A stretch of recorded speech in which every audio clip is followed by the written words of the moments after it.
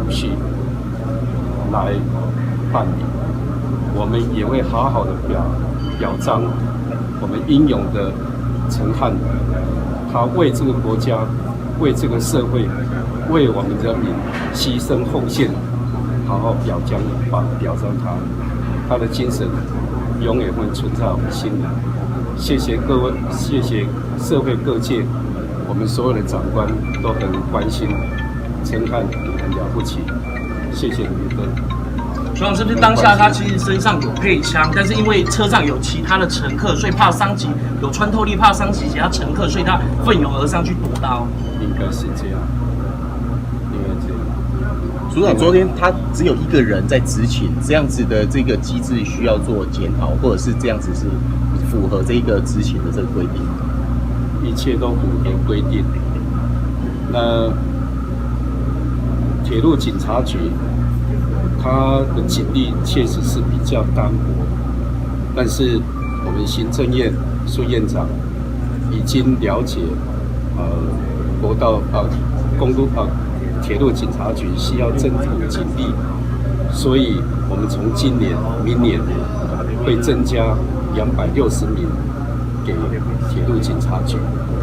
这个长官都有看到我们向长官的报告，全力会来支援增补警力的问题。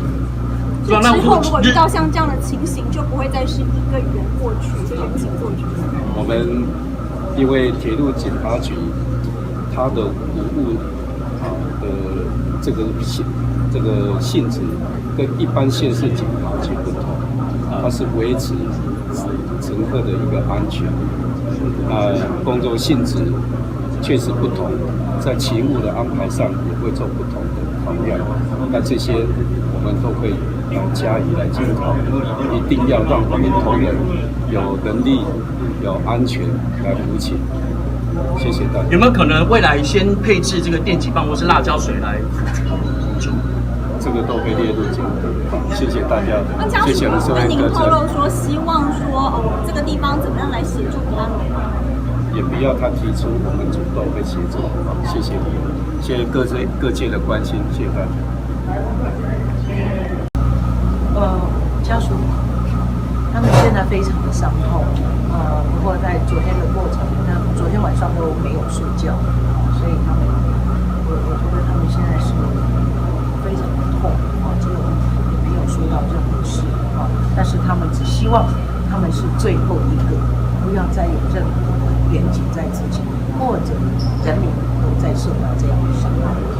所以我想现在让他们先休息一下。那家属有提出什么需求？所以我需要大家帮忙。他非常的善良，他没有，他知道他很感谢大家各界的关心，他非常谢谢所有人大家的关心不断关心的电话也有进来，包括有许多人愿意主动愿意来协助这个丧葬，甚至还有助念的事情，他们也非常感谢。目前为止是这样。这个远景那因为执勤丧失生命这件事情，感到非常的痛心不舍那本署将全力来进行相验以及后续侦办的工作。那目前我们是要对家属这边来进行一个慰问，进行这个访视的工作。